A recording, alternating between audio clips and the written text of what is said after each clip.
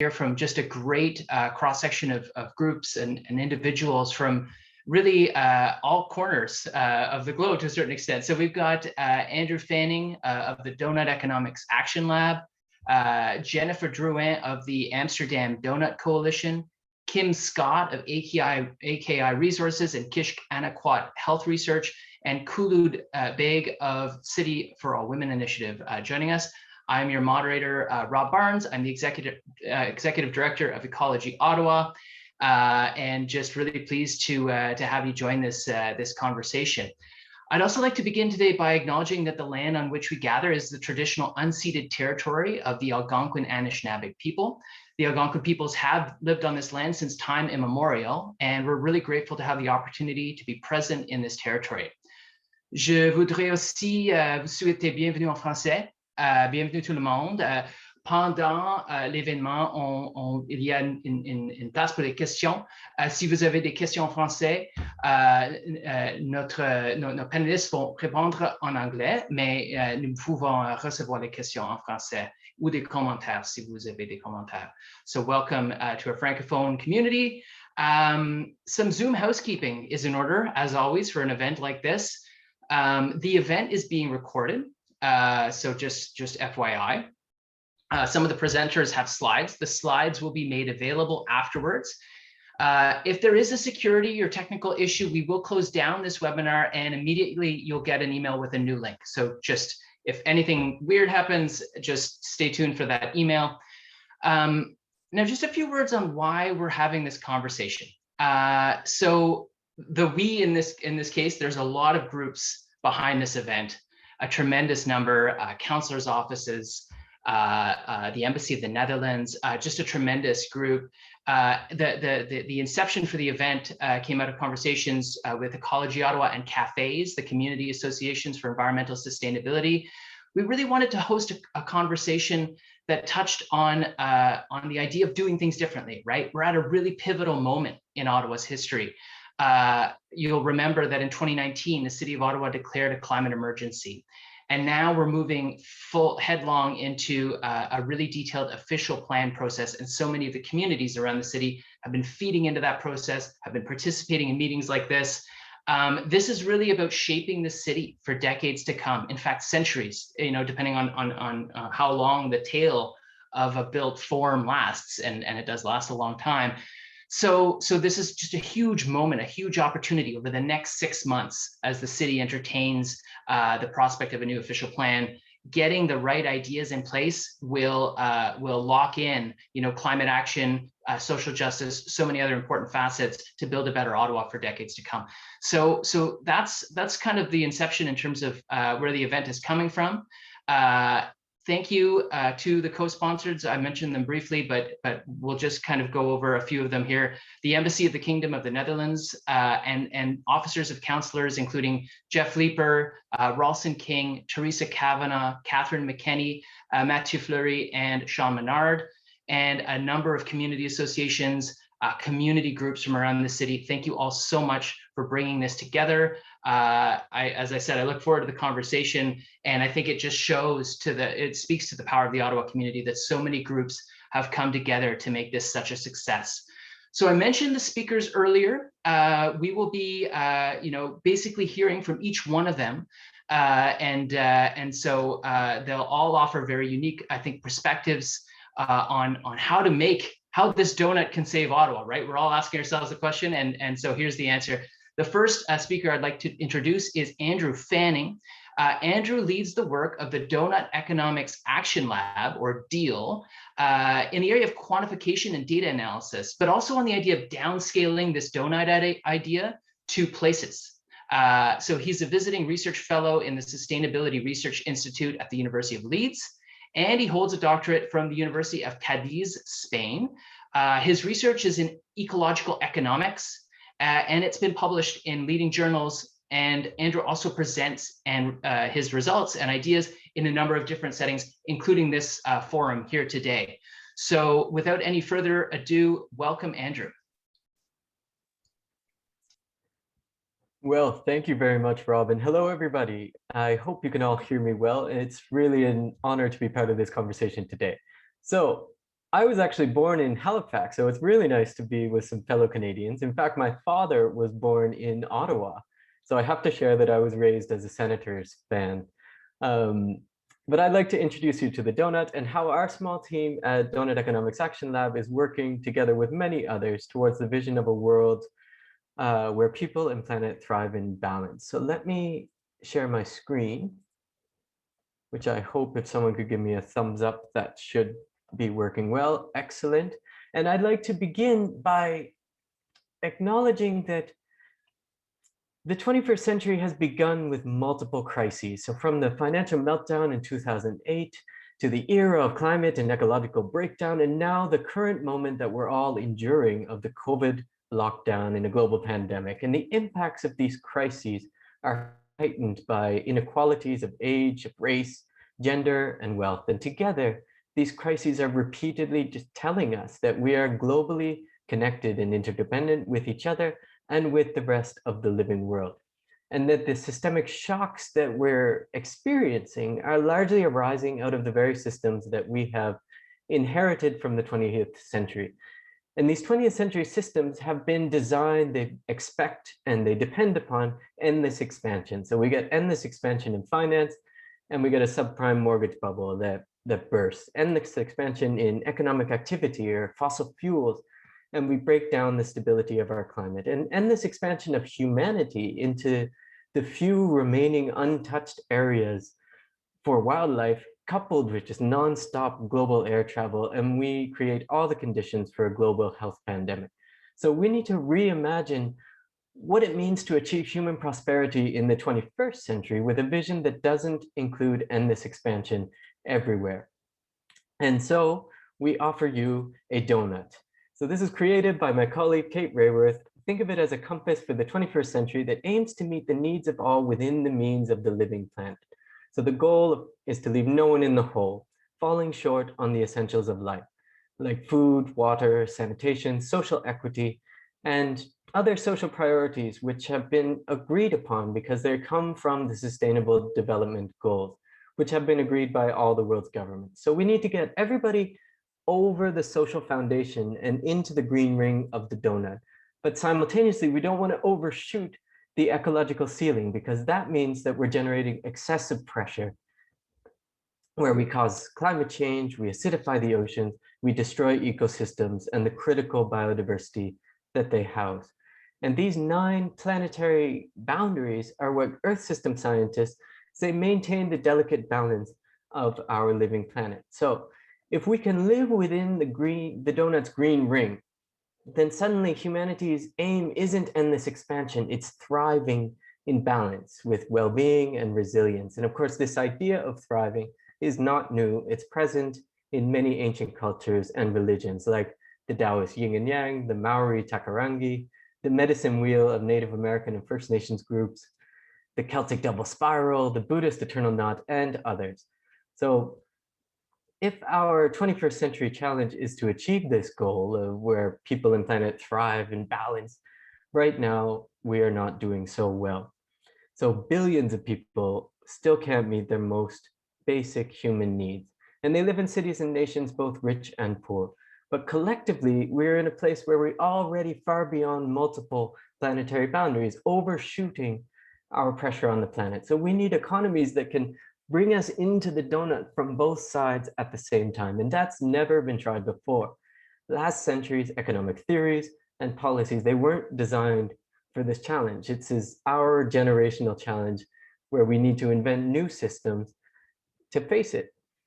So this is the global donut. And so far I've been saying humanity as if it's a single thing, but of course we all know that's not the case. Our societies are highly unequal, both between countries and also within them, especially in terms of their responsibilities for transgressing planetary boundaries, as well as their capabilities to provide a decent social foundation for their residents. So what would it mean to translate the global concept of the donut down to the smaller scales where policies actually get made, such as nations and cities? Well, at the national level, I was part of a study at the University of Leeds, led by more than 150 countries. So let's look at 3 countries across the range, and let me start with Malawi.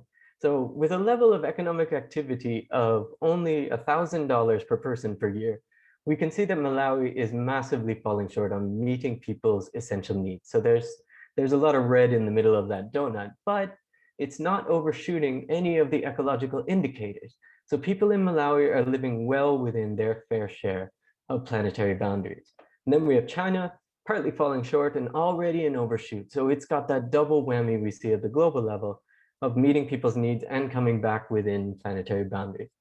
And then we have Canada. So doing relatively well in terms of social performance, at least based on this international standard, but just massively overshooting its pressure on the planet. And by the way, we see this big red overshoot across all high-income countries. Now, here's more than 100 nations, and the goal is to get into the donut where we meet the needs of all people, but we do so, again, without overshooting the means of the living planet. And as you can see, there's not a single country that can put up its hand and say that it's there. So in other words, from the perspective of the donut, we're all developing countries now. What's needed is humility and a lot of ambition, we believe, to transform this picture. So if we think of the world's lowest income countries today, like Malawi, which are very far from meeting their people's needs, but that are placing very little pressure on our planet, how can they take a journey towards getting into the donut? That'd be a pathway that's never been taken before because all other nations have pursued well-being while overshooting planetary boundaries. Or we could think of the economies facing that double whammy, like China and other emerging economies. How can they devise new policies and pursue a new vision that should never been traveled before? And then, once again, think of the high-income nations like Canada, who also need to undertake an unprecedented transformation, meeting all of the needs of their people while massively reducing resource use to come back within planetary boundaries. That's never been done. It's a new journey that requires a new vision and new ambition and new policies. And finally, we need to remember that, of course, we're not just living totally separate realities. These stories are deeply interconnected through both history and through power. So through a history of colonialism or military power and debt and trade rules that are skewed in favor of the world's richest countries, or through current stories of resource extraction and land grabs by multinational corporations or enabled by foreign direct investment. And then the impacts of climate change, which are largely created by the world's richest countries, and yet are falling first and hardest on the world's poorest. So these results show that humanity has entered an unprecedented era that demands transformation both within all countries, but also between them. So of course, all countries and every place has its own history and context. So when we imagine these pathways, what could each individual place's journey be? And we can ask that question for Ottawa. So can Ottawa live within the donut? That's a question we've been exploring for other cities, where we created a framework that you can think of as unrolling the donut in order to open up space,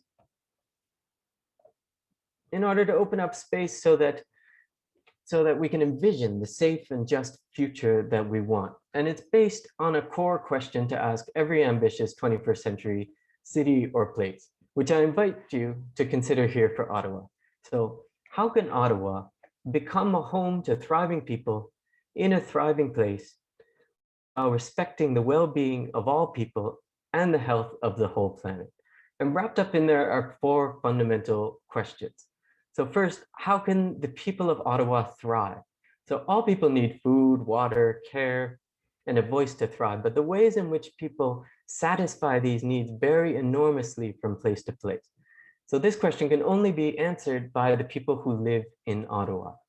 So second, how can Ottawa thrive within its natural habitat? So where is Ottawa on Earth's surface? Which biome is it a part of? How do healthy ecosystems sequester carbon here, or store groundwater after a storm, or house biodiversity? And what if the city could use biomimicry principles and aspire to be as generous as that healthy ecosystem, and likewise aim to sequester carbon and house biodiversity and store groundwater? So these 2 questions set out the local aspiration to be thriving people in a thriving place.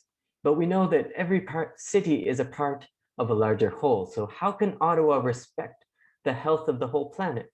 So how does the food or the clothing or the electronics consumed within the city generate environmental burdens, both at home and abroad, through the resources that are embodied within them, as well as the stream of waste that are emitted to produce and dispose of them? And what would happen to the global climate and biodiversity if everybody consumed resources and emitted waste in this way? And finally, how can Ottawa respect the well-being of all people worldwide? So again, we can think of the food and the clothing and the electronics, but instead of imagining the environmental burdens, we can imagine instead the people who grew the food and who sewed the clothes and who mined and assembled and shipped and delivered the products, and ask what are their working conditions and what are the impacts of these global supply chains on their communities. So we offer these questions to ambitious cities, and yes, it's complex and it's a lot to take on, but they underpin so many of the challenges and opportunities that cities are facing. And the questions don't just go away if we don't confront them.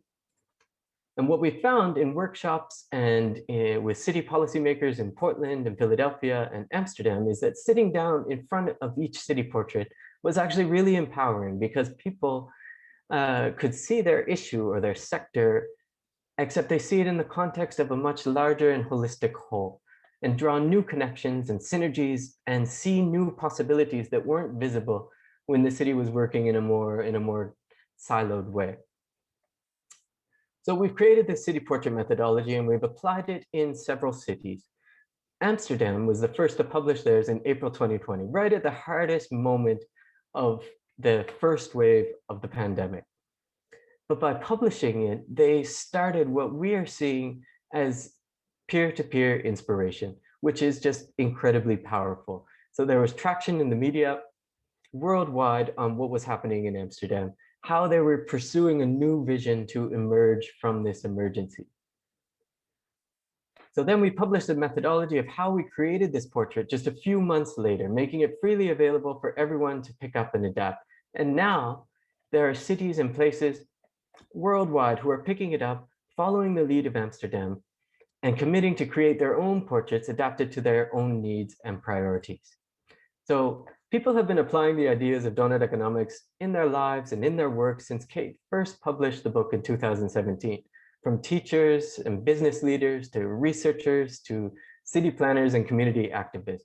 And Doughnut Economics Action Lab exists to connect this energy that's already there in order to create a space where people can join and experiment as a community of practice. So we launched our community platform in September of 2020, where members can contribute tools of their own, they can post events, they can generally just connect and be visible to one another.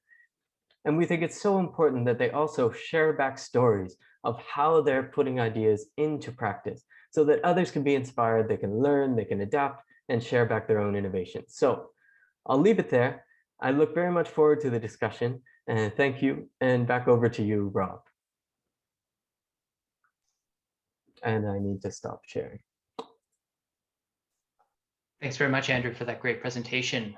Really fascinating stuff, and I'm sure we'll dive in deeper in the moments to come and with the Q&A. Up next is Jennifer Druin. She's the community manager of the Amsterdam Doughnut Coalition. As part of Jennifer's role, she makes it her mission to take the people of the region of Amsterdam on a journey to become a socially just and environmentally safe community within the boundaries of our planet. Over the years, Jennifer has applied her skills and knowledge of community building to setting up networks for meaningful impact. And with that, I'd like to hand it over to you, Jennifer. Thank you so much, Rob. And thank you everyone for having me here today. It's really an honor to be here. And it's amazing to have more than 400 people here today. And I hope that we can learn from each other.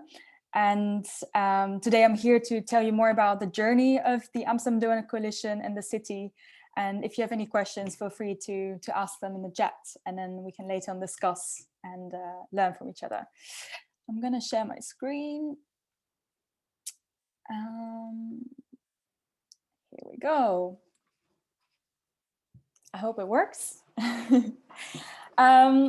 So this is the Doughnut Coalition, a bunch of people, very diverse, from different ages, from different backgrounds, different organizations, different NGOs, schools, universities. And they actually came together in 2019 in December, 2 months or 3 months before Corona hit, where we could still stand next to each other and hug each other. And there was an intense energy in Amsterdam around the Doughnut.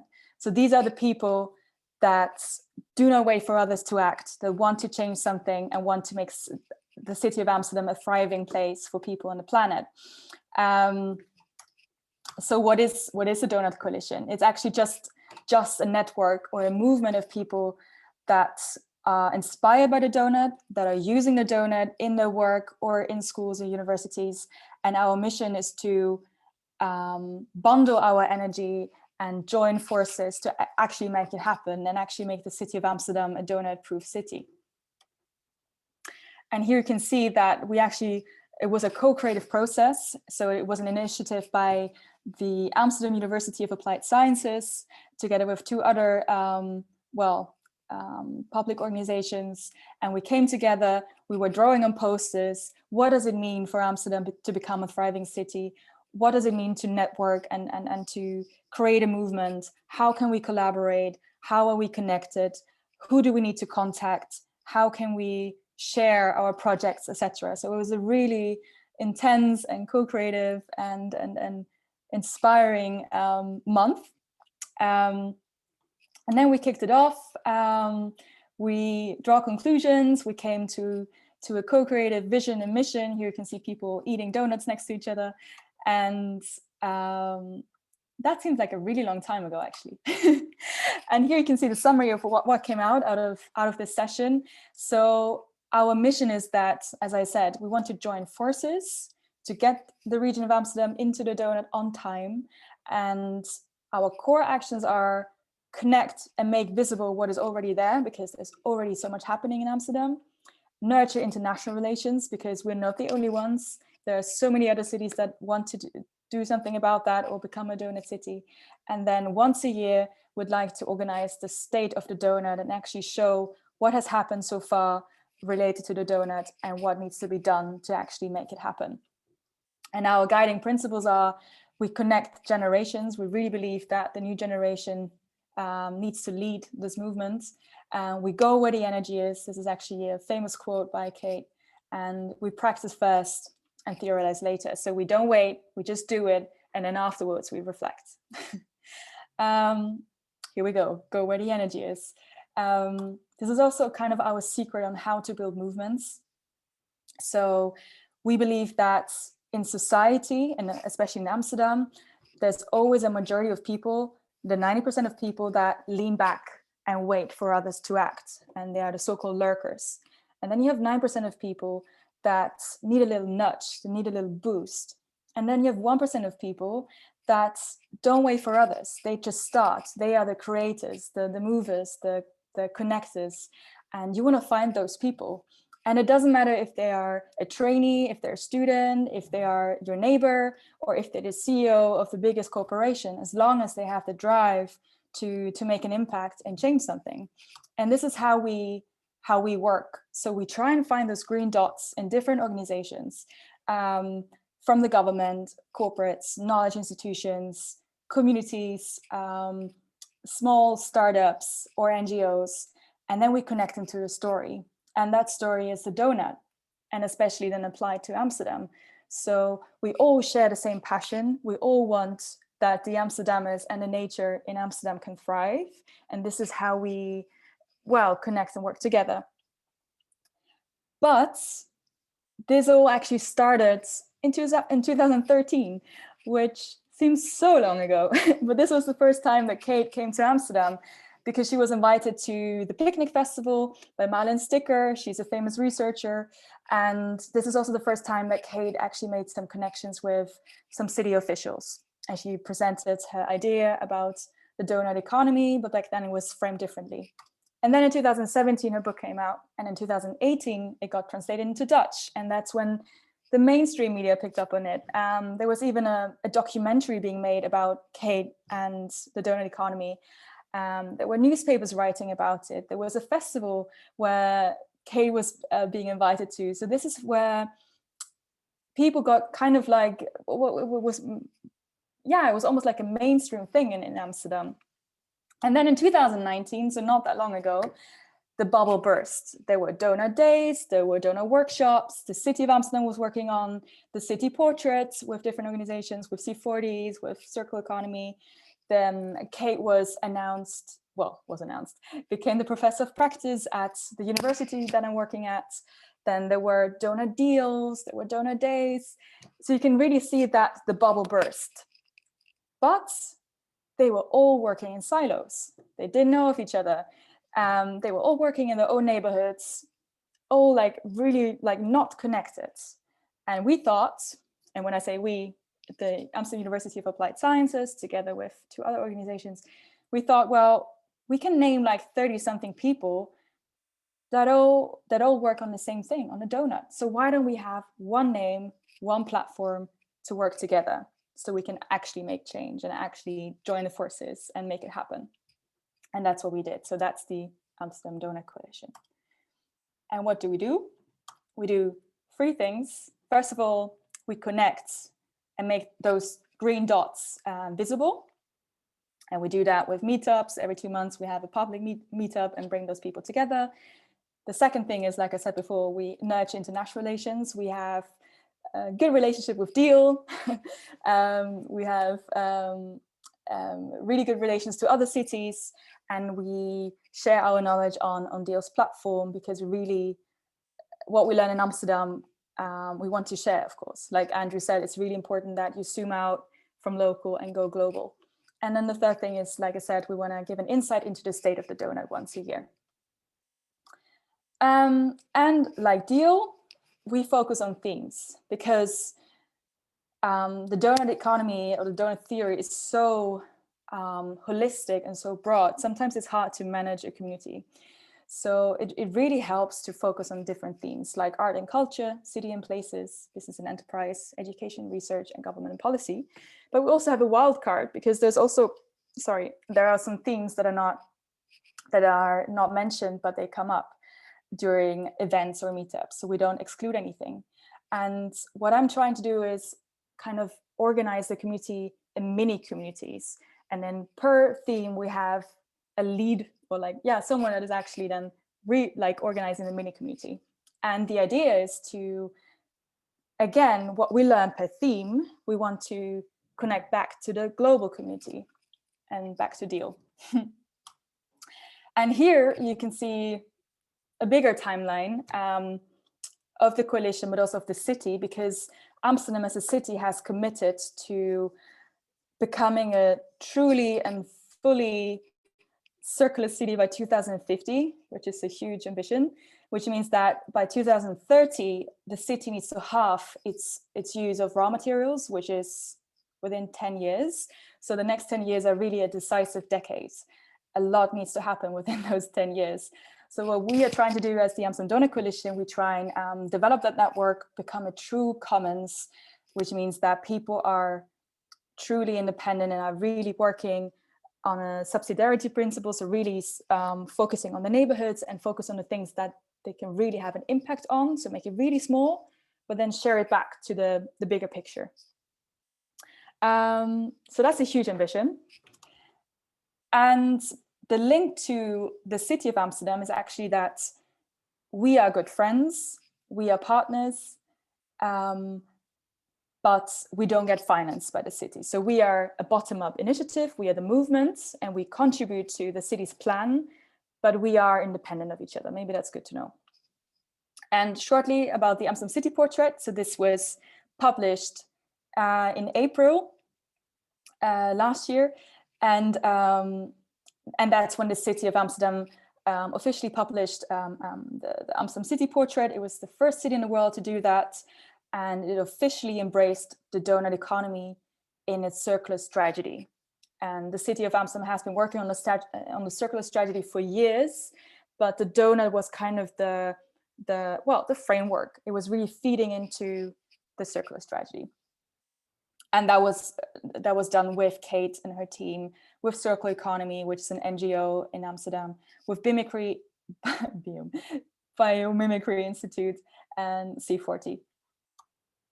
And very shortly, I don't want to dive into that too much, but Amsterdam was focusing on the 4 different lenses: the local, the global, the social, and ecological. And they were asking themselves those 4 questions. And it really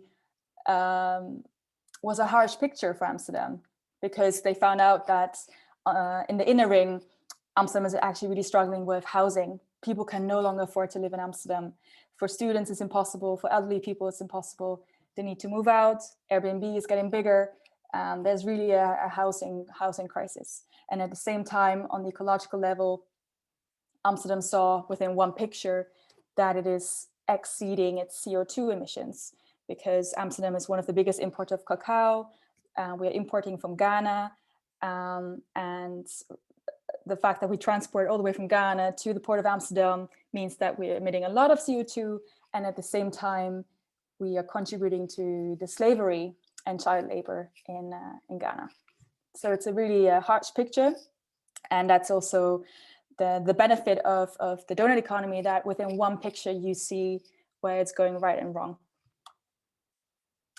And basically, when it comes to social housing, we also need to think of different lenses. So to take the example of social housing, of the housing crisis, is that now we can say, well, we need to build more houses in Amsterdam that are affordable, but at the same time, they need to be circular. So if you think of the local and the social, then you need to think of, how does a social and circular house, how does that contribute to jobs, to income, health, equality, and community in Amsterdam?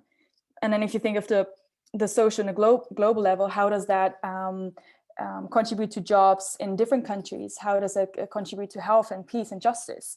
And then on the ecological side, you need to think of the carbon, the CO2 emissions. How can we make sure that when we build houses, we don't destroy nature?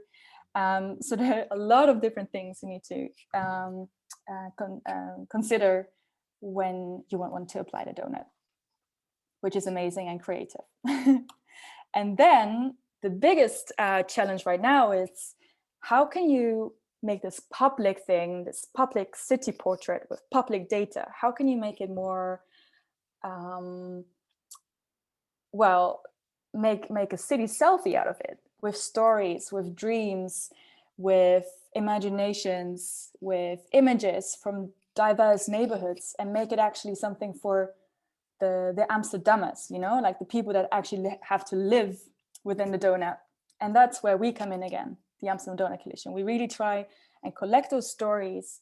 We really work in the different neighborhoods, with schools, with universities, to make it more, to actually get a feeling for the donut.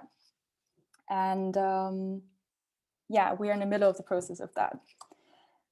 And to give you some examples on how we do that, first of all, we have our own local platform. Of course, we use Deal's platform to share tools and to connect to other people. But sometimes it really helps to also have your own local translation of that. And on our peer-to-peer platform, people can upload their events and projects that they're working on, and they can contact each other. So it's really self-run. I'm managing that, but really it's about the people, and it's about that people work together because they're all working on the same thing, basically. Another example is the donut education. As I said, Kate is one of the professor of practices at our university, and she's trying, she's not trying, she's inspiring teachers and students and changing the curriculum. So she's really going back to the roots, because we also believe that it really starts with education, to educate the new generation that the economy is not just about growth, it's about thriving people on planet. And Kate is doing an amazing job. Then we have donut deals. In different neighborhoods, people are solving problems using the donut. So they try and solve the problem with social and ecological indicators at the same time. If you have more questions, feel free to answer. We have a discussion about that later. Another example are donut places. So actual places that apply the donut thinking, like the Kaskantine. It's like how do you say that in English? Like a neighborhood farm where they repair bicycles, they provide food, they make their own food with the neighborhoods, with the neighbors. Then there's a donut island. It actually looks like a donut, and it's trying to become fully, using green energy, building schools to educate people on how to do that. Again, the social ecological. Then we have the government that is actually adapting its policy making on the donut. So for example, with Corona, there was a lot of food surplus in the country because we didn't export anymore. And instead of throwing away the food, the city actually transported that food to different families that couldn't afford food anymore. And now they're actually trying to make this a long-term policy. So it's not just a quick fix, but it's actually a policy. Another example of the government is that it's actually a funny picture. I don't know why I used this picture, but it's because of Corona, people felt really lonely. There was a lot of depression, or there is still a lot of depression and loneliness in our city. And in order to help that, the city has refurbished old laptops, sent them to families, and gave them also a free internet connection to be able to connect to their family. And again, this is not just a quick fix, this is also going to be a long-term thing. And my last part of this presentation is, like Andrew already said, that it's not just about Amsterdam, there are so many other different cities that do that. And on a weekly basis, we get questions from different cities like Berlin. And I went there last September to share the story of Amsterdam and to help them to build up the movement. And it was a really amazing session. And look, if you look at the picture, we were all wearing masks. and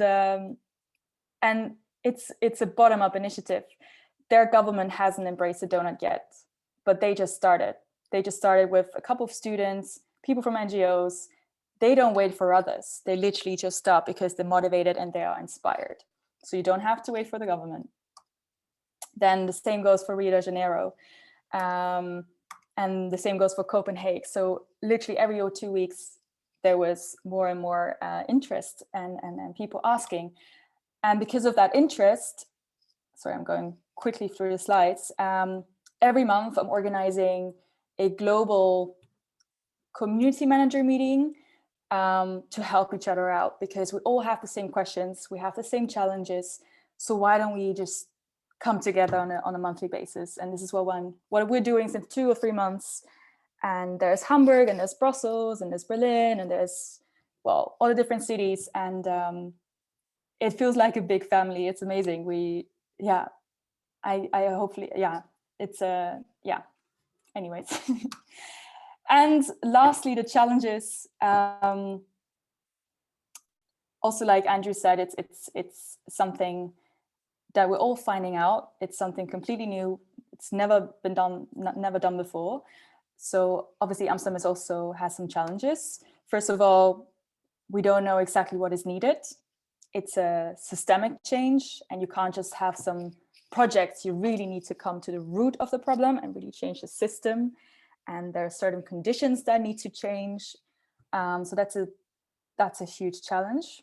And another one is, and as something more for this movement is, like I said, you need to connect the green dots, the 1%ers. But what about the 99%? What about the people that don't have any access to a job or to education, or don't have the privilege to even think about the donut?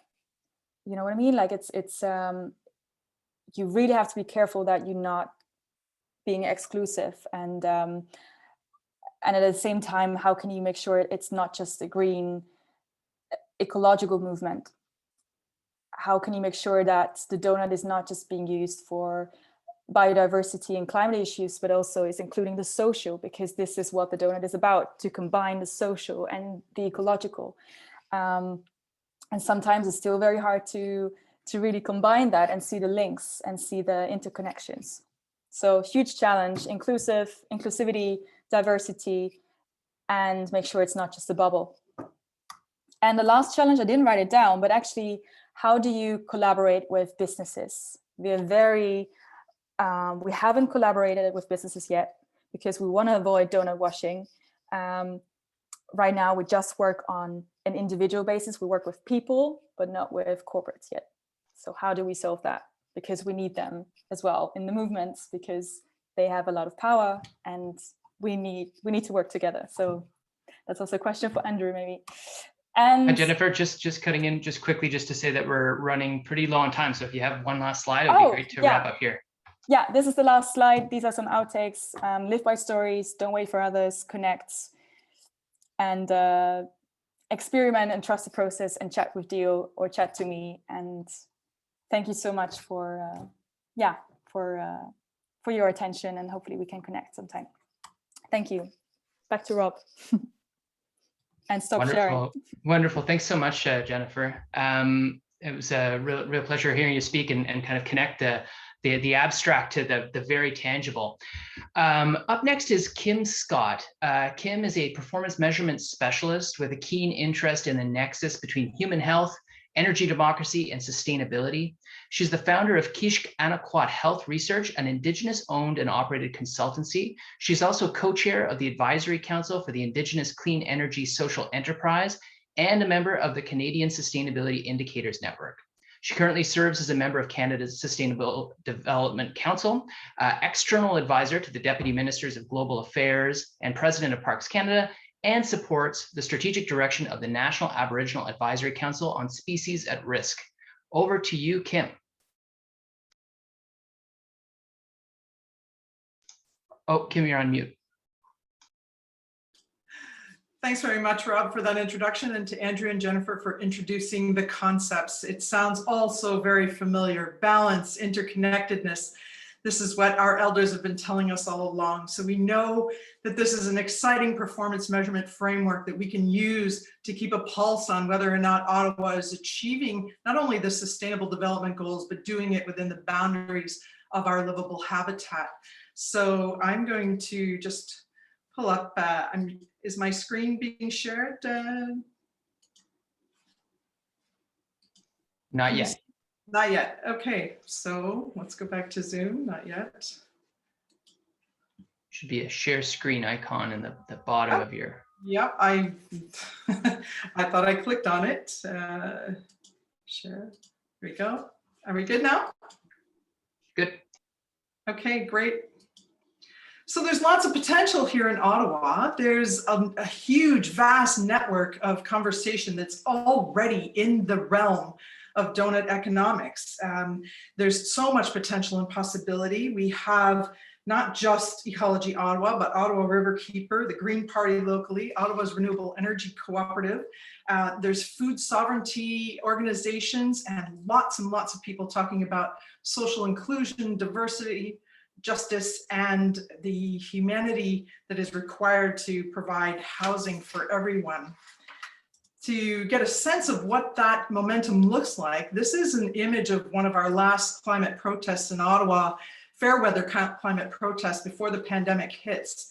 So if you don't remember anything else I say, remember that culture lives in language, and if we want to change a community or a nation or a life, we have to say something new. And this is the momentum of that conversation in Ottawa. So we have the opportunity to use the Doughnut framework as a performance measurement strategy.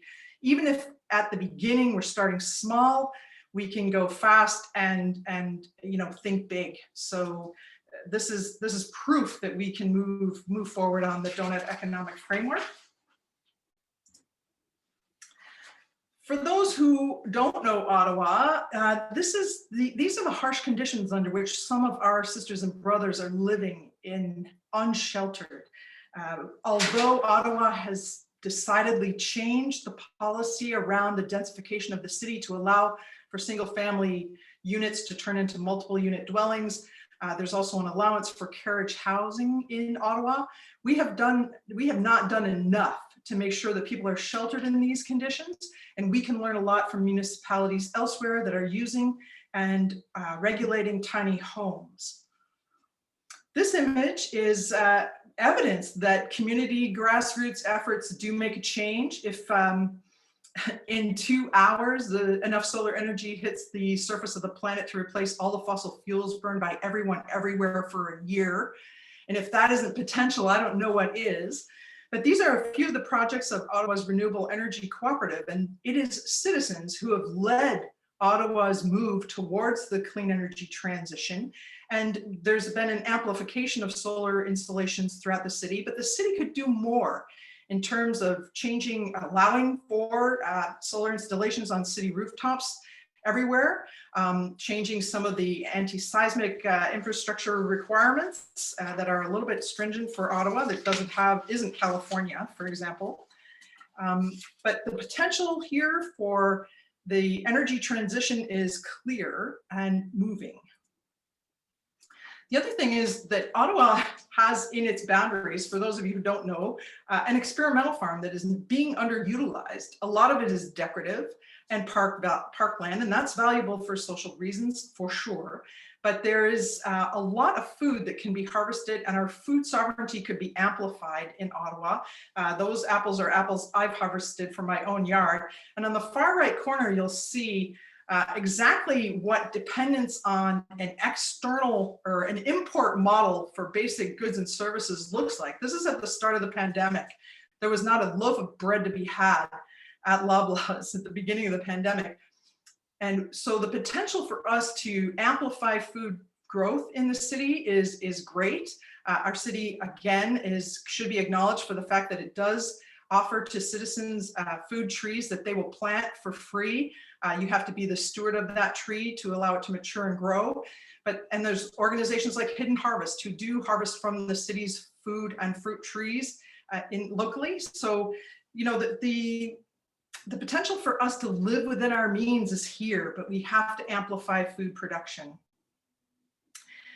The other, I'm sorry, the quality of these images is not great, but in the far left-hand corner, what you see there is our approach to waste, which is basically bury it and it'll go away. So if you don't see it, it doesn't exist. But in the west end of the city, we've created a mountain where our landfill is full of things that could have been rethought, repurposed, reused, recycled, whatever. And this isn't sustainable. So the top image is the final sort of landscaping on that mountain of garbage that we have. And then the bottom image is an artist's conception of what that mountain would look like. And it does exist now. So we've got a long way to go. And there's lots of opportunity to think of waste as an energy source, to repurpose and reuse. And this, you know, we don't need to wait for our municipal government to do this. Each and every one of us should divest of our material goods in ways that ensure that others can use them. You know, I see so many things just thrown to the curb for the city to deal with, and that's not good enough. At the very last, what's clear to me is that this performance measurement strategy suggests to me that we're reaching the boundaries of the concept of land ownership. If there's anything that Indigenous leadership can offer to this conversation, is that the harsh realities that are before us over the next generations are really decidedly linked to the idea that we can own the land. The land is a living system. It is one that requires that we have a respectful and reciprocal relationship with. It is not something that we own. And in the extension of that idea of land ownership, of course, we think we can exploit other living beings, animals, people. We're going to find out fast and quick how harshly the earth will respond to that notion that we believe we own land. We do not. If you've had the opportunity to be or view the land from 30,000 feet, and you've seen our watersheds, our rivers, and our streams woven into the muscles of the land, it may have occurred to you how remarkably similar those patterns in watersheds are to the veins of a leaf, the branching pattern of a tree, your own blood vessels and neural networks. You do not own the land. We do not own the land. The land, we belong to the land. And as soon as that social and cultural revolution exists, we will be able to live within the planetary boundaries in a way that all will have enough. So I imagine in Ottawa, for us to move towards inclusive and sustainable prosperity, that this performance measurements framework is one that we can all contribute to, even if we have just a slice of the pie, where we can comment on how is Ottawa performing with respect to the donut. And we have a lot of local institutions who can help, like Smart Prosperity. We've got Carleton University and many, many, many environmental organizations locally. Luckily, we're all moving to vote with the choices that we make in how we buy, how we live, how we eat. And while there's one Earth, there are many solutions, and Ottawa's ripe for Doughnut Economics as a solution to keep a pulse on whether or not we're moving in the right direction. I thank you all for organizing this and for attending, and I want you to plant this seed at every kitchen table that you possibly can, because that is how culture changes. Thank you so much, Rob. Over to you. Thank you so much, Kim. What a fabulous, fabulous presentation, and so many really interesting concepts there. Up next is Khulud Beg, someone who I've been working with a fair amount over the last year. She is the Community Engagement Coordinator with City for All Women Initiative, and the lead for the housing portfolio at COWI, or City for All Women Initiative. Khulud has significant experience in community-based research with a focus on gender-based analysis of housing and homelessness policy. At COWI, Khulud chairs the Civic Engagement Table and the Women Reducing Poverty Together table, both focusing on empowering marginalized voices in the city's decision-making process. So Khulud, over to you. Awesome. Thank you so much, Rob. Can everyone hear me clearly? I hope so. My volume was a little off in the beginning. So I just want to thank Kim for the wonderful talk. And I want to start off with acknowledging that we are on unceded, unsurrendered, and in more real words, stolen land of the Algonquin people. I want to start off by acknowledging the decolonization efforts of Indigenous peoples across Turtle Island. And it is absolutely critical that any way that we consider to move forward must be grounded in the ways of Indigenous knowledge and in the knowledge of Indigenous communities and elders who have for generations and to this day protect and care for the land and waters. And who have upheld holistic relationships with the land that are beyond capitalistic logics of land ownership and speculation. So keeping this context in mind, I think it is very critical that as we try to adapt and adopt models of doing things differently in Ottawa, that we have these conversations and keep these very important contexts that are a part of our existence on Turtle Island. And I'm happy that I'm here today and a part of this conversation because I'm assuming that everybody who's here has at the very least agreed or acknowledged that how things are happening today need to change, and we need some sort of rethinking and reimagining. So it's a great opportunity really to be a part of this talk and to consider a model like Doughnut Economics. In Ottawa, just like the rest of the world, we have seen a very difficult last year. COVID-19 shifted our realities drastically, and its impacts were disproportionate on those who were already made vulnerable due to existing structures and systemic failures. And the impacts of the pandemic revealed this deep socioeconomic fault lines that already exist in our city. And all of us had to grapple with the realities of the pandemic. And it became clear that the only way forward is one that is focused on lived experience of the most oppressed and marginalized communities in Ottawa. And that's the experience that we need to move forward with in all of our policies and spendings in the city. And when I was invited to speak on this panel, the question I was given was, what are some of the considerations that we need to keep in mind as we think about Doughnut Economics as a model in Ottawa? And my answer, which remains the same in almost any socioeconomic discussion that I have participated in over the last couple of years, is that we need to get centered on lived expertise of people in our city. We need to get down to the neighborhood levels and speak to our residents, center conversations on their wellness and their health, and build from their knowledge, and then create larger, more critical links to building greener, more just, and healthier cities. if we are to meaningfully incorporate a model like Doughnut Economics into our thinking about Ottawa and its future, we have to prioritize local knowledge, to work in neighborhoods and to go from that into creating changes at a larger scale. We need to open the door to asking braver questions and having discussions with diverse communities in Ottawa and how they access infrastructure in Ottawa and land in and around Ottawa. We need to open doors to discussions on building more resilient food systems that tackle food disparities that we see in our city today.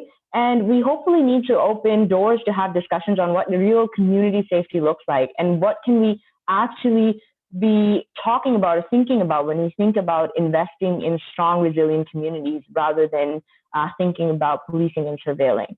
So these are some of the braver questions that we need to ask within our context when we think about bringing a model like Doughnut Economics to Ottawa, and when we think about grounding it in the people of Ottawa, or people who live on this landmass of so-called Ottawa. So as we move forward, I'm hoping that we can consider and think about. Sorry, I'm going to go back on that. As we move forward and consider adopting and working on a model like Doughnut Economics, we need to first gain the courage to ask these questions and recognize the complex relationships on this land.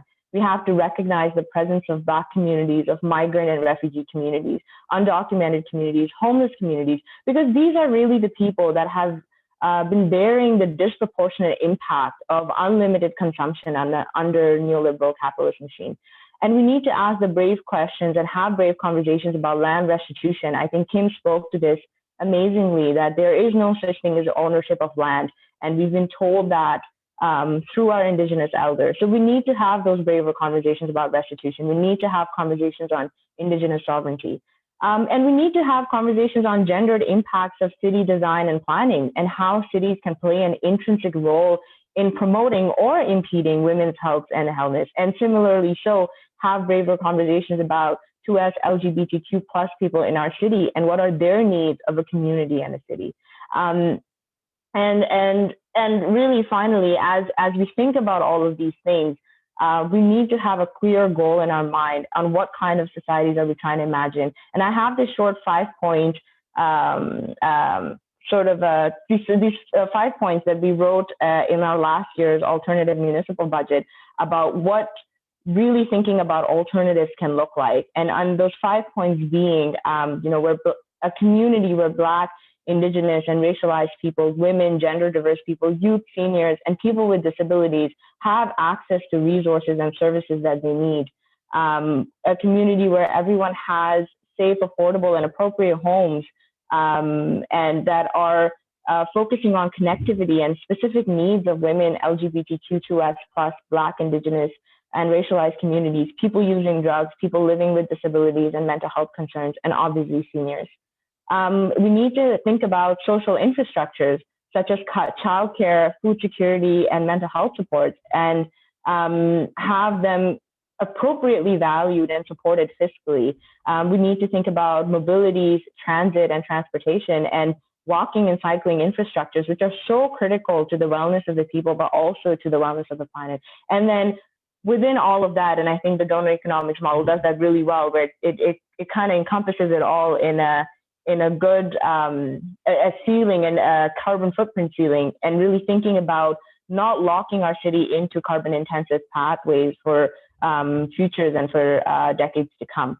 So that's all I have, and I hope that kind of just sums up everything that people have said. But I think the answer, when we think about what really needs to be considered when we consider Doughnut Economics in Ottawa, lies in people's lived expertise and experiences. And I think that's where we need to start from as we start thinking about how to move forward and bring this model in Ottawa. Thank you. And over to you, Rob.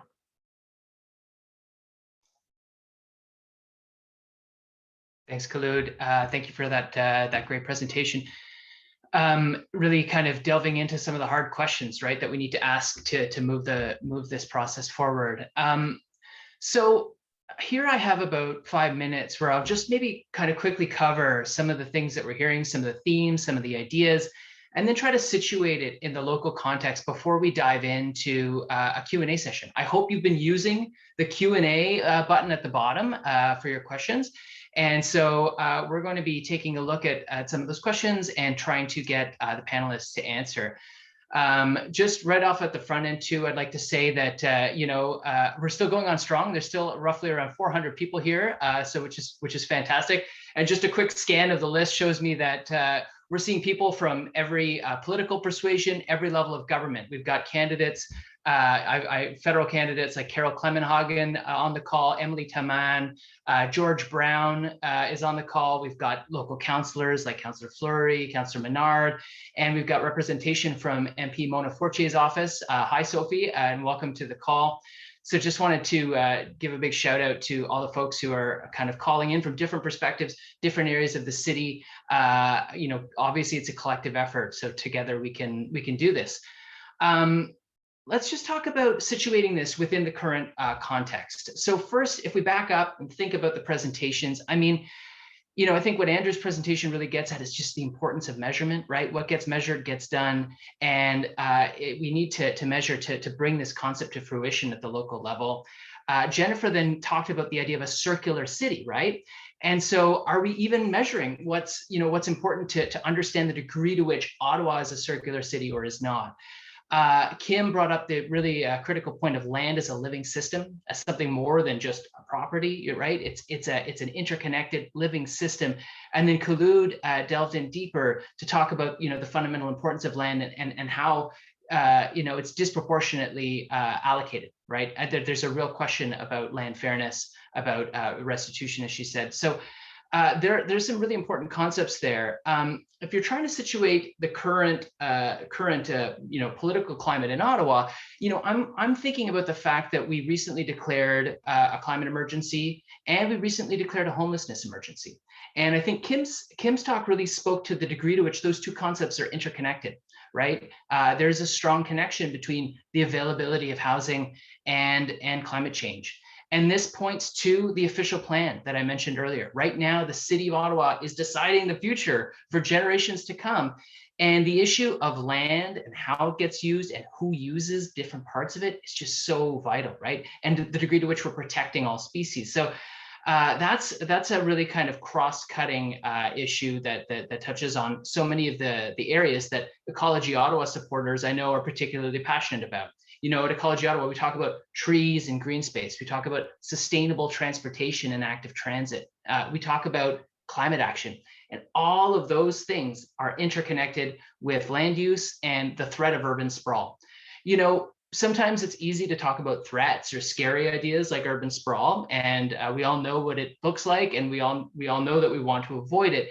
But there's a flip side to sprawl that I think is a really compelling vision for what a city can be. We want Ottawa to be a dense, bustling, vibrant community with lush green space, active transportation networks, connected by world-class public transit. And I think the donut model can get us there. So that's kind of the connection between what we're hearing, I think, and the future. And when I think about the future, there's just a few months, right, before council makes up its mind on this vital decision. As we always see, for those of us who watch City Hall closely, you'll know that it's never a done deal until it's done, right? You can say the city's done its consultation process, and then a few months down the road, it'll make a decision. That's true, but there are these last minute, agenda modifications, motion modifications that can really completely change the course of the policy direction at City Hall. So I'd encourage all of us who care passionately about this issue to understand that the official comment period for the official plan is over, but also understand that there's still a massive opportunity for the political element of that. Talk to your councillors, let them know that you care, join your community associations, join groups like Ecology Ottawa. There's so many different areas in which you can feed in over the next 6 months to let your councillor know that you care and that you're watching, and that the way we build our city matters to you and to future generations. So hopefully that's some good context to situate it here. Up next, let's move into the Q&A portion of our discussion today. So I'm going to look through here and just pick some here. So I've got one at the top here from Varka to Jennifer. What process did you use to include the voice and reach out to racially diverse groups to join your group when you started and after? Question from Varka to Jennifer about the inclusion of racially diverse groups. Thank you so much for the question. I have to admit that is still a challenge. Like I said, it's still very much a challenge to be really inclusive and diverse, because we focus so much on where the energy is. So right now we are basically just connecting the people that are already busy using the donut. And I think the next step is now to also involve the people that maybe don't know so much about the donut and make it really inclusive. And I think the strategy would be to tap into existing grassroots organizations or communities, and maybe find ambassadors that can represent those communities. But if you have any tips, please share, because that's, again, also challenging different cities and not just in Amsterdam. And yeah, I'd love to hear your advice. Thanks, Jennifer. And we actually have a little bit longer for this session than we had originally planned. So there'll be more than just a few questions. The next one, while we've got you on the line there, Jennifer, I've got another one that's Amsterdam specific. And maybe Andrew might also have something to add about the kind of how things get measured here. But you stated Amsterdam has committed to a 100% circular economy by 2050. And the question is, how is this mandated? Is it a motion approved by the Amsterdam City Council, or by a plebiscite, or by referendum? And what are the interim goals, if any? So basically, how does a city like Amsterdam get to a circular economy? It was decided by all, so it's like it was a fully democratic decision, and all parties support that. It's mainly, of course, driven and run by the Green Party. And concerning the plan, there's a very specific plan with goals and everything, and you can actually read it. It's online, I think also in English, accessible, with precise actions and goals. I don't know them by heart, to be honest, but I know that the city of Amsterdam is actually focusing on 3 different things: on consumption, on construction, and on food. So they have like 3 different lines that they are focusing on. I can send you the link. I can share the link in the chat to read the whole report if you're interested. Thanks, Jennifer.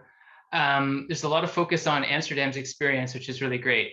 But I'm going to try to broaden the list of responders.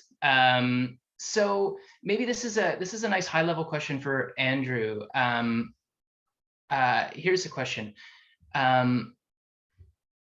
Sorry, in classic Zoom fashion, the question moved on me before I asked the question. Here we go.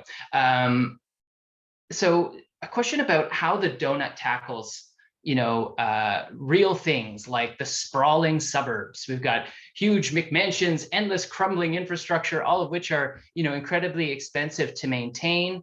And these are very typical in a North American city.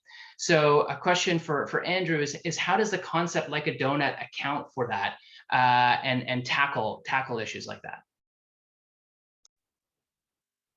Well, that's a great question. I guess how could we think about sprawling McMansions and urban sprawl and where the donut fits in line with that? I'd say that the work that's been done with the city portrait is helpful, where both Jennifer and I presented this idea of the 4 lenses, right? Where we had local social, local ecological, global ecological, and global social.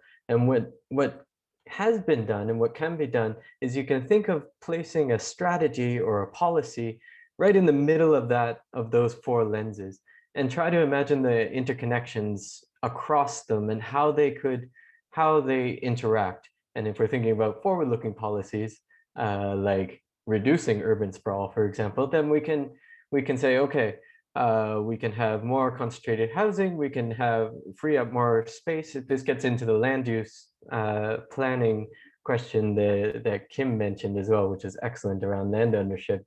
But essentially the portrait is really, really useful for, I think, for envisioning those negative and positive interconnections across the lenses. And then once you kind of have that portrait, you can start thinking about the design of the institutions within the city and within the municipality or the country themselves. So you can rally around this idea of the donut, which shows this very clear purpose, right? You want to be meeting the needs of all residents within the means of the living planet.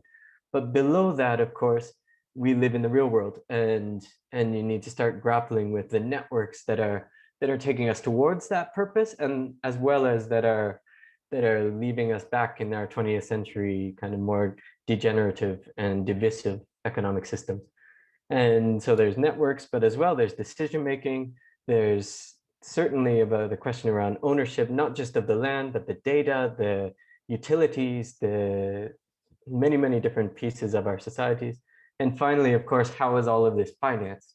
Because, you know, we want to make sure that our institutions are designed in such a way that finance is serving the overall purpose rather than our societies in the service of finance. So deep questions. And the way that we think about it is in terms of this. Kate has a little signboard that she has on a stick, actually, that she shows the purpose, networks, governance, ownership, and finance as a way to think about how we can redesign our institutions and actually move towards the goals of the donut. Thanks, Andrew. I'm saving the $1 million question for Khulud. This one's a tough one. And Khulud, I know because we've worked together on the issue of the urban boundary, this one came up, right? And it always comes up in I think our line of work. And so there's two questions that kind of come at it from different angles. But the idea is, so the first question is around the idea that there's a silent and complacent majority, right? People who might not care about how Ottawa grows or okay with sprawl. And so there's that. And then another question kind of touches on the idea that these problems aren't new, right? We've seen these problems before, and yet we're still kind of trying to tackle them. And the idea is that, there's a bunch of us who know that action is required, probably the people who are on this call, and then there's this vast majority who don't want to take action. And the question to Khulud is, how do you broaden the tent, or how do you speak to those people? How do you get them on side for something like this? Yeah, that's a really good question. I think that's every organizer's conundrum. How do you really get to the people? And I think anybody and everybody who's doing any sort of community work would probably have to reckon with it at some point in time.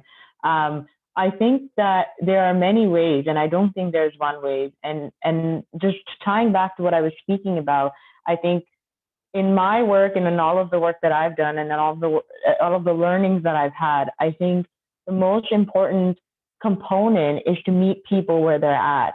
So you really start thinking about where your communities are at, where are they gathering, where are people getting together with other people in their neighborhood and other people in their communities, and where are they ready to have this sort of a conversation. So I remember, Rob, going back to the official plan, and you talked about the official plan, and one of the things that I suggested, which I had myself heard at a different conference, was talking about the official plan in faith-based spaces, because we know in faith-based spaces there's a collective of people that go, and they are more than just worship spaces, they are communal spaces, and that's where you can really get to an audience that maybe you're not going to find when you put an event, at a community center or at a school. So I think that a critical learning or critical component for me in my work has been to really meet people where they're at and to create avenues of having diverse communications. Another learning I've had from a community organizer that I work with has been, hosting barbecues and just saying hello to people and being like, hey, how's it going? Have some food. And are you ready to talk about, what's happening in your neighborhood? What is something that's really bugging you in your neighborhood? And I find, Rob, that everybody, and this ties back to the point of lived experience, I think everybody has a certain experience of the city. And I think just even awakening people to that experience and being like, you're experiencing the city in this way because, and then giving them that sort of the backstory really helps. So, it's about kind of creating those opportunities for people to come together and making it a positive experience for people, and then having those conversations. And I feel like those go a long way. And in my work, when I specifically, and a lot of my work has involved working with, for example, immigrant women, which I share a lived experience with them, I find that when you start speaking your story, people around you start connecting, and they're very quick to recognize the larger themes. So, you know, when you connect someone's personal experience to a policy, they have this sort of an aha moment, and they're like, yeah, yes, that makes sense. So I don't think there's one way. I think all of us are figuring it out. I think all of us are navigating this space of how to really get talking to people. And I think that the best way to do it, or I feel like my best investment is always in time spent just having a conversation with someone in a space where they're comfortable. And then kind of starting to have a larger conversation with them about green spaces that are accessible to them. Or, you know, like in the pandemic, we had some really good community conversations about like the importance of green spaces for people that weren't really in single detached homes and were cooped up in apartment buildings and were not walking distance to other green spaces. So, you know, I think when you start touching on these pieces, I think people start relating, and then you can draw those conversations out. So similarly, I think there are these conversations to be had, and everybody's having a certain experience of the city. So just starting that conversation and seeing where they're at can lead you to creating more space to having these conversations. I hope that was not a long ranty answer, but that's just one of the things I think about all the time. Great, thanks so much, Khulud. And I should mention that Kim did have another commitment. So there might be some really amazing questions asked, you know, targeting Kim and hoping for an answer from her, but unfortunately she won't be able to answer. So we've got more than enough here to draw on the expertise of our three panelists. So here's a question that's quite, I think, high level from Aaron. And I think, Andrew, you might have something to say about it, and Jennifer, you might also. Can you speak to the advantages and disadvantages of applying this kind of lofty, high-level Doughnut Economics model at different scales, right? So we're talking about the national or the global scale, neighborhood, city. Can you walk us through some of the advantages and disadvantages in terms of applying the model there?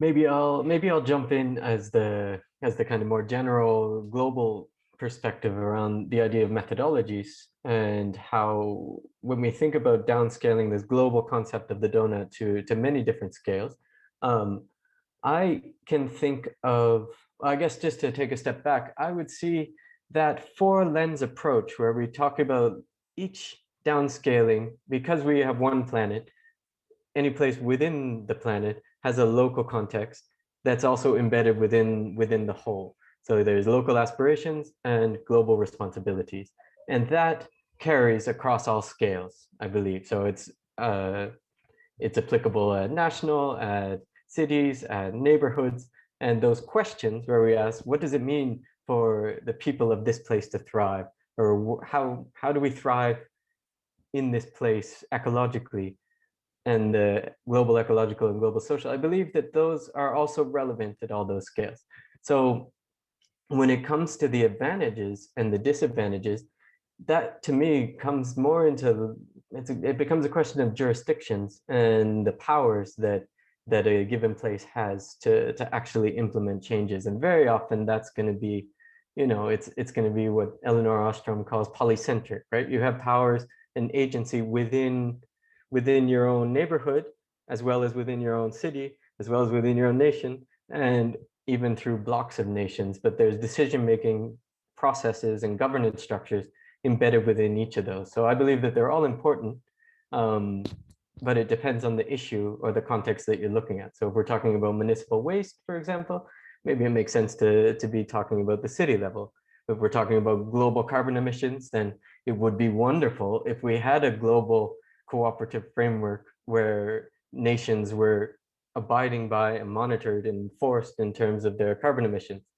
That's not really the case in the world that we live in. So we have nations and we have cities who are stepping up to fill that gap, but it's not the best kind of the best kind of scenario. So I would say all are important. Thanks, Andrew. Jennifer, do you have any reflections on applying the model at the city level? Yeah, I think the pros or the advantages would be that it igniting like a creative process. Like suddenly the government, but also neighborhoods and people and businesses have to think very differently and really have to question everything and think of different lenses and different perspectives that they would never have done before. And it's a very creative process, and it brings people together that would normally never work together. So it's actually connecting people and connecting the dots. But the con or the disadvantage is that, first of all, it's never been done before. So people sometimes struggle, like what is the actual framework? Like where are the boundaries? How do we measure it? How do you measure all the social and the ecological indicators? Because it's so new, sometimes it's people are scared to do the next step. You know, there's no one size fits all approach.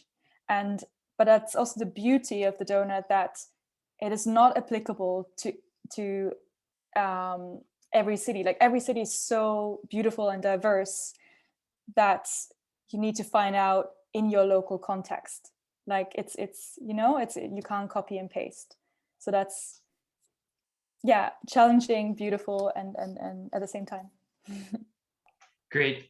So I like the fact that our participants are asking very hard questions, and I've got a synthesis of a few very hard ones for all three panelists. And maybe we'll start with Khulud, just because you mentioned it, I think, in your piece, right? The idea of, you mentioned capitalism, you mentioned neoliberalism, and those ideas are coming together in some of these questions, right? There's questions about, can we do this in a world of limitless growth? And Andrew, I think you touched on that. Can we make this change in the current capitalist paradigm, the current economic paradigm? And so there are questions about, is it even possible given the current paradigm? And if not, how do we change to that other paradigm? How does that even work? What's the next thing and how do we get there, essentially? So Khulud, why don't you take a crack at this one? And then we'll go to Andrew and then Jennifer. Absolutely, thank you, Rob. And I think that any given point in time when you encounter something that's so far from what we live or what our reality is right now, it's very normal to ask these questions: that is it something that's possible within our current frameworks and within our current ways of existence? And I think that when you're making things happen, it's always you kind of find different frontiers where you can have your wins and you kind of go at them in that way. So I mean, it would be amazing if we have a council that just kind of wrote a 30-year plan and they're like, we're going to adopt this model or something like that. But, I think that the push has to come from different frontiers, and we have to think about where we want, or at least in my work, the way I think about it is like, where are some of the places where we can focus our energies on that can lead to some of those structural changes, or that can lead to us thinking about things in a different way. So one of the things that I'm thinking about really is, again, tying back to seeing how can we create more of a democratic exchange between decision making and people in the community. So how can we create more of those avenues of involvement to get that input? But also, how can we create more avenues of education? How can we take certain knowledge back to the community and get their input from it? So that for me remains, and I think will always be, one of the most critical foundational components of any of the work that's done.